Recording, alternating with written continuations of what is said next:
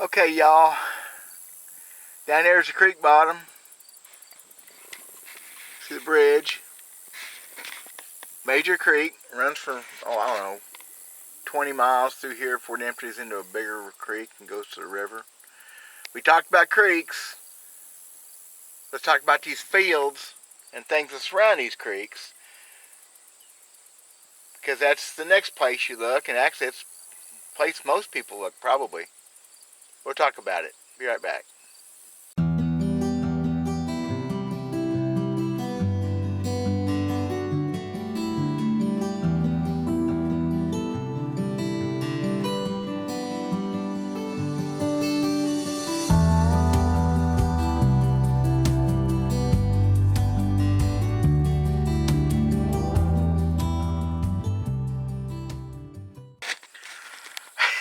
So this won't be as artistically and visually appealing of videos I've done so far, maybe. Because I can't hunt these fields. Well, there's no visibility. Those beans are just way too thick, and the corn's too thick, and it ain't very good corn or beans, but it's too thick. So we're going to talk about this. Now, the magic zone again I talk about, where folks lived hundreds to thousands to 10,000s of years ago. I call it the territories, for whatever. That's where folks lived, and the same places we live, except they had to be close to the water. So we got the creek down there, right? Quarter-mile away. These fields, they weren't really fields back then. A lot of this was all timber. And it depends where you live in the country, but whatever. I like to try to picture it as all being timber. And from their viewpoint, they could not see that bluff way across yonder. That big old tall hillside. They couldn't see that. They couldn't see the forest for the trees. Where's that going? They lived where they lived. I find a lot of artifacts in fields just like most people do. When they started actually tilling dirt and turning it over in the late 1800s, well, whatever, power equipment came in the early 1900s, and that made a huge difference. It brought a lot of artifacts up. A lot of stuff had never been seen before, and a lot of it was picked up. And I'm betting that some of these fields around here have had thousands, if not millions, of artifacts taken out of them over the years, because that was a deal back then. When it first started happening, people, well, look at this. Of course, I have a lot of farmers. It's just a rock. It's kind of interesting. What I want to get across to y'all is you got to walk a lot of miles these fields sometimes to find anything. Again, arrowheads are where they're at. Artifacts are where they are at. There's just no way to pinpoint mostly where you're going to find them. I'll tell you a couple things right now that I look for. So that magic zone that surrounds the water, a quarter-mile each side to a half-mile, as much as a mile, you got to be open-minded and you got to be ready to look everywhere. But if you stay this quarter-mile zone to a half-mile zone on each side of the waterways, or major springs, I talk all the time. A major spring being a spring, it's not a wet weather spring, it's one that runs all the time. You find something like that. And there's your initial starting point. Not a big secret. The biggest secret is there are places in the fields that are better. A lot of mounds have been plowed over and leveled out over the years by heavy equipment, by tractors. Now, we're not talking burial mounds, at least in this part of the country. The burial mounds are pretty easy to spot, and they're used on the major rivers, a lot larger tributaries than what we have here. They're usually not very big. They're not like Cahokia, Cahokia's, those kind of places, a whole different story. Those were Indians. They weren't that far, we're like an ancient man stuff. It probably gets confusing. But if you can look across the field and spot a mound, it's a good place to start. Especially around the bases of those mounds. The tops have been wore down some, but most mounds around here are 4 to 6, maybe 10 foot tall. There's one right behind me up on top of the hill here. There's possibly burial mounds up there too. They're little bitty, size of this truck mounds. I'm not going to dig on them. I'm fairly certain they're ceremonial to a degree. Anyway, one thing you can look for, at least in this part of the country, and I bet you it works that way other places, is when these fields are tilled, when they're plowed, when the crops are gone, when you're looking at them, is you're going to look across those fields, you look at different colored dirt. For me, we don't have black dirt in this part of the country. It's all got clay in it. But if you look out across that field and you see that spot where it turns red to orange, where the clay is, that's where I find more artifacts. I have several ideas of why. Part of it's the mounds being pushed off. I'm not going to get into that. That's supposition and just guessing. It's just things I think about. I have no proof. Except I find more artifacts in the red clay, orange-looking dirt than I do in the dark dirt. We don't have much dark dirt here, but in the darker dirt than the clay. I can see from here in this field bottom probably half mile, maybe a little further, just peeking up through that timber. I've found all kinds of stuff up and down through this bottom. But I have walked a lot of miles of it, and you will find pockets, areas. A lot of the stuff has been moved around by the tractors over the years. I actually found artifacts twice in the mud on a harrow and on a plow. They get moved, drugged. You just got to put the effort in, y'all. So I'm going to talk about some other things besides just the fields. The bottoms and the flat creek bottoms are always going to be a place to look. The same as the creeks. But let's get a little bit more specific. The mounds are part of it. Let's talk about one other thing here. I don't think I've ever talked about this before. Maybe I have. Talk about it now. I don't know if y'all can see that in this camera. Hopefully you can. It looks like a big mound. It's not. It's a natural terrace. It comes out of that creek bottom and goes up pretty tall, flattens out, falls off on the other side. On the other side of that are some, I think, actually there's an old spring up there. It's not as good as it used to be, but there's stories about that spring, how great it was back in the 1800s. Those natural terraces were natural places for man to live. What you're looking at is, I know I keep blinding the sun, they were fairly flat on top. Flat's good. If you've ever been camping and you try to sleep on uneven ground or ground that tapers, you know it's not very comfortable. These people are living in these spots to a degree. They were actually living there. Flat's good. If you can find a real flat spot, flatter than the area around it, that's always a good spot to look. Now here's the problem with that terrace. I guarantee it's covered with timber years back, but it's never been plowed or disc, I don't believe, planted. Not in my time. So, it makes it kind of hard to find stuff. Unless you dig, and that's a whole other subject.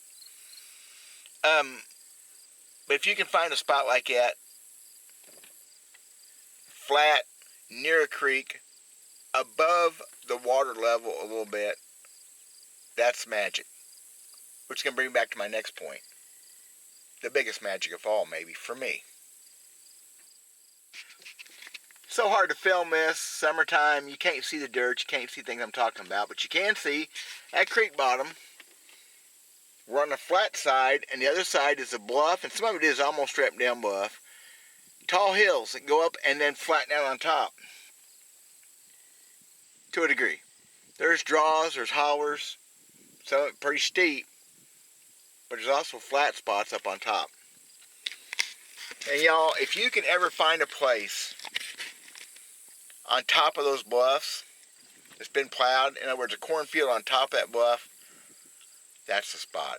That's the magic. I find, here in central Missouri, I find really good artifacts on those kind of places. One magic thing about here in central Missouri, and I wish I was where I could show them to you, I've got a 5-gallon bucket almost full of tools. I've got another, 2 gallons of arrowheads and broken points that I found on top of one of those spots years back in about a 2-week period. And there was never anything plowed. I never dug. They were on top of the ground. Our soil is pretty thin here, a lot of places.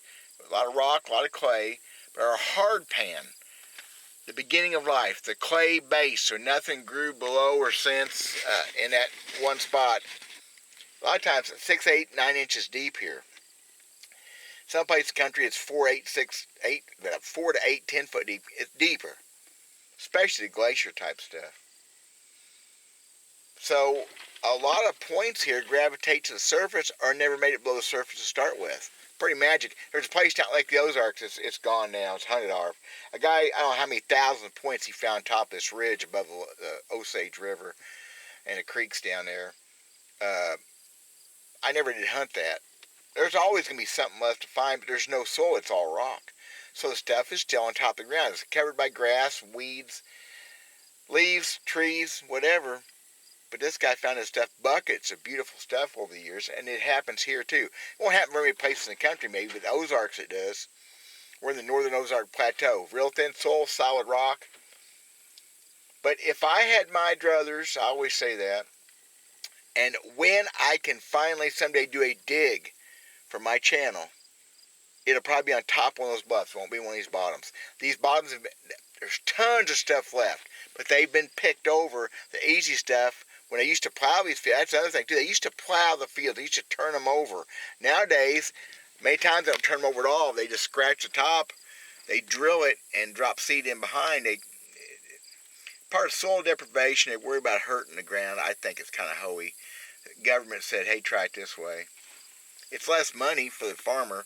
A lot less work to pull a drill than it is to pull a big old deep plow or harrow to turn that dirt over. I'm going to hunt on top of those bluffs, on the high side of the creek.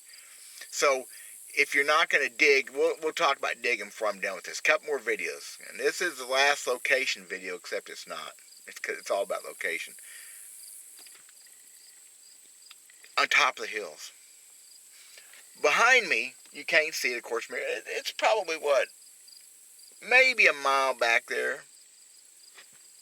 Mile and a half. There's a field. It's 3 acres. When the ethanol debacle come in years back, 12, 15 years ago, and it's a debacle. It's a ripoff. Crazy.